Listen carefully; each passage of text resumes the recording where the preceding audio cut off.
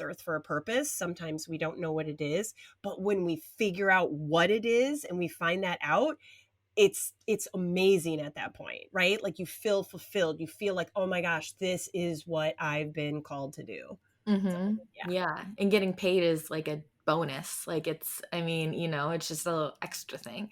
But I exactly. think what holds a lot of people back, like what you said with the painting or nobody's going to pay me for this or that, or there's something a little bit off from what really you want to do, like for teaching.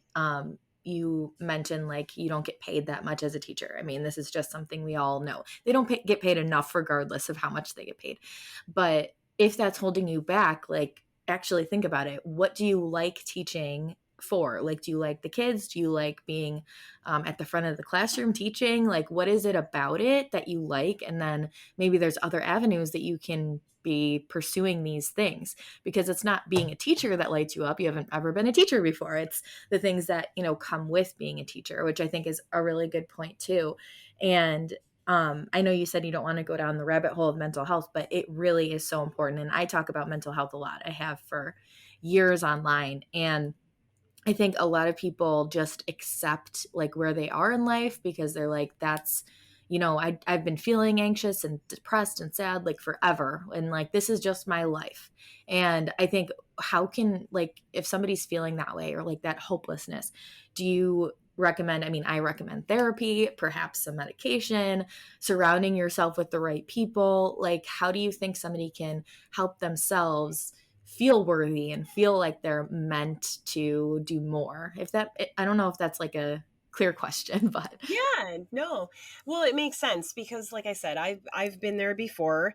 I was struggling really hard with some mental health issues, and I went to go seek help. And so I was seeing a therapist and a doctor, and I was on medications, and I went through therapy for quite a while. And what I noticed with me, at least, is I did not have that strong sense of purpose, right? And sometimes for people who struggle with mental health, depending on what they're going through, they don't want to get out of it, right? Like sometimes they're comfortable because we're comfort in our comfort zone, right?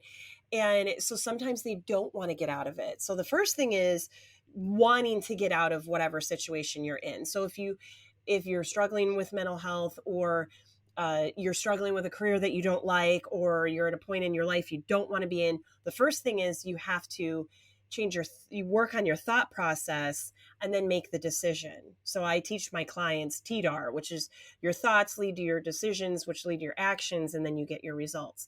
So the first process is changing your thought process around whatever issue that you're going through. And if this is mental health, working on those thoughts, doing whatever it takes to really just changing it just a little bit. Sometimes that's just all you need.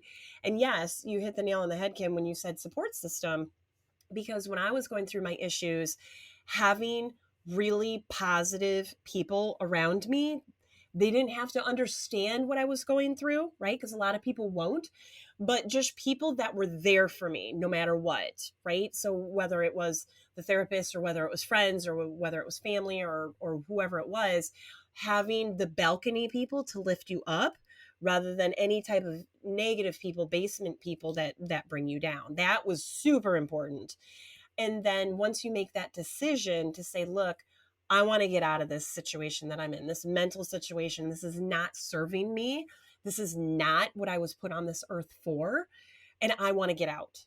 Now, you might not know how, but making the decision is huge, especially if you're struggling with mental health, because there's always this draw, like, no, you don't want to get out of here. You want to stay comfortable. You want to do this and this and this. It's like this darkness that just feeds you with this negativity that doesn't serve you or serve your life. And so once you've made the decision that I want to get out, then it's time to take action, right? So going through that process, your thoughts to decisions to action, and then taking whatever action that you feel you can do, even if it's a tiny little baby step, right? Making a phone call to somebody, telling somebody what's going on, maybe reading articles about, like some trusted articles about how to get, where you want to be, anything like that, and taking that action. So I've just noticed that I've had clients that have joined my program, and one in particular was in therapy, and she was going through a lot of PTSD, some anxiety, some things that had happened in her past, and so her mental health, had taken a dive. And I had another person that I coached, and I'm not making any claims or whatever, but she had been seeing a therapist on relationship issues and just other things that had been bothering her. And when she joined my coaching program, she was like, I feel I've gotten more out of this than I have my therapy sessions. You know what I mean? Now, I'm not saying that's always going to happen for everybody, but it just depends on the person, right? Like the one person who was in therapy, she really did have a lot of mental health issues that she needed, real good medical help for. The other one, she just felt like she needed direction, right? She just needed a little bit more direction. She didn't really have any diagnosed mental health issues. She just needed direction. She wasn't sure where to go.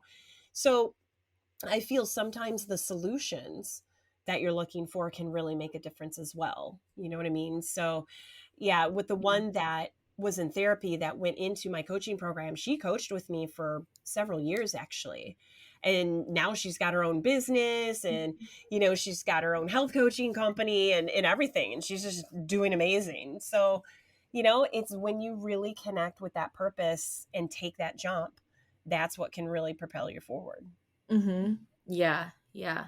It's hard work. Like, nobody wants to.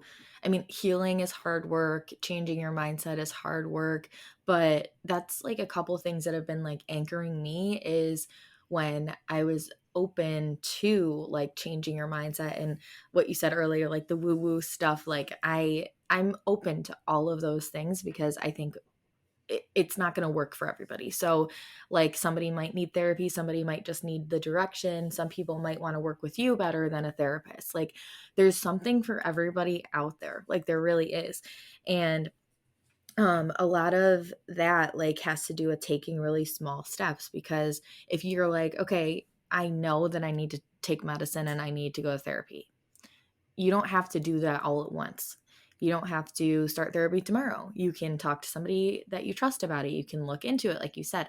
And a lot of baby steps are needed in some situations, but that's okay because you're always moving forward. It doesn't matter kind of how far or how quickly you're getting there as long as you're moving forward. So, how do you recommend, like, I think going on after that, so you kind of decide to go through that tough stuff and heal and learn and grow and take that first step to going in the right direction. How do you help people believe in themselves and, like, not so much like believe that they're worthy or anything like that? Like, once they realize, like, okay, I want to go, all of us, I think that's a baseline feeling that we're not 100% believing in ourselves or confident in ourselves. So how do you recommend that people kind of feel more confident and like they can pursue their dreams? Well, I coach my clients so much on this, on confidence and belief, and I am a huge quote unquote believer in belief in yourself. But I do want to back up just a second, and it might tie in with the belief and the confidence. You had said healing is hard work and growing can be hard work. It can be, and here and yes, it's not an easy thing to do, is to change your mindset and to work on the things that we need to grow. However, to tie into your belief question, if we think it'll be hard work, it will be hard work, right? If we think it's going to be an uphill, quote unquote, battle, it will be a battle. So if you are struggling, whether it's mental health or a career or a relationship you don't want to be in or whatever it is, if you're like, oh my gosh, this is so bad, it's so hard, and it's an uphill battle. Oh my gosh, I can't believe how much work I'm going to have to put into it. The more that you convince yourself that it's going to be hard work, then it will be. And that will tie into your confidence and your belief. So if you sit there and convince yourself this is going to be hard, that will take a hit on your confidence and your belief. But if you work on your mindset to say, okay, I want to switch careers or whatever. Oh my gosh, it's going to be so hard because I got to do this. That may be true that you have a lot to do. But if you work on your mindset to say, okay, I want to get out of this dead end job that I'm just not feeling anymore. I'm not feeling fulfilled. And I want to become an executive assistant. I don't know. Like I'd rather just be an executive assistant and work with somebody, and I love scheduling an organization. That's what I want to do. Okay, great. It may not be this, it is a simple process to get out if you really think about it. I mean, you could literally leave your retail job if you're working retail, leave your retail job, and you could go apply to be an executive assistant. However, there's probably some steps in between somewhere. And if you just say, oh my gosh, I don't know anything about being an admin, then okay, well, then you take some classes or some, educational credits or whatever, some kind of certification or whatever it is to do what it is you want to do. But if you convince yourself it's hard, it will be. And that will take a hit on your confidence. So if you sit there and say, you know what? I'm going to write down all my positive traits, right? So this leads into the belief and the confidence. I'm going to write down all my positive traits. I love to be organized. I love to help people. I love to work in an office environment. I want a 9 to 5 job. These are the things that I am very good at, and this is what I want. And you say, okay, you know what? I'm going to get that job. I'm going to get that office job that I've always wanted. It's going to be a smooth transition. It's going to be great. I'm going to get a boss that I really like to work with, and those types of things. So if you fill your head with the smoothness of the transition and the ease of finding a different job, that's what's going to help build your confidence in your belief, right? And writing down all those positive traits about yourself, being honest, and writing all those things that are good about yourself, that will also build your belief and your confidence.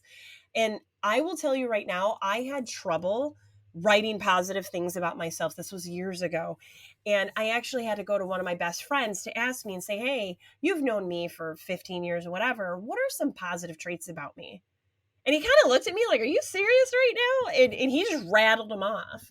And so I always say, if the belief in yourself is a little low, then borrow somebody else's, right? Because obviously he had belief in me and I didn't have belief in myself. So I borrowed his belief and he wrote down those things. And I took an honest look at it and say, you know what? Yeah, you're right. You're right. Because we tend to be so hard on ourselves, we don't get to see the awesomeness of ourselves because we're too busy comparing ourselves to others. Well, so and so is better at that, or oh, so and so's smarter, and well, I can't compete with so and so. They're going to get the job promotion, not me.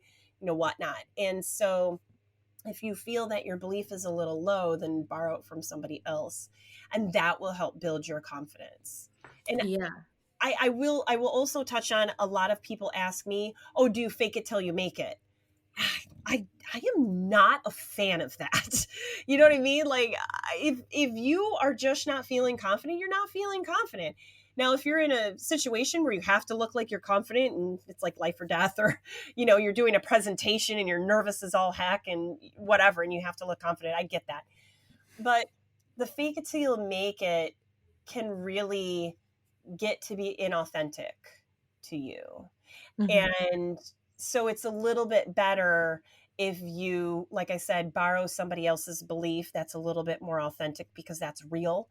And repeating those things to yourself and getting it in your head that, yeah, I'm a pretty cool person and here are all the reasons why. And if you need to read that before you do a big presentation or do an interview or ask for a raise, whatever it is that you're doing, ask for business, meet with a client, something like that, then that's what you do. Whatever it takes to build your confidence. And then pretty soon you just kind of do things without a second thought. And Mhm. that's where you want to be. Mhm. Yeah, that's a really good point, like, borrowing the beliefs. That reminded me, I went to therapy, like, a therapist a couple years ago.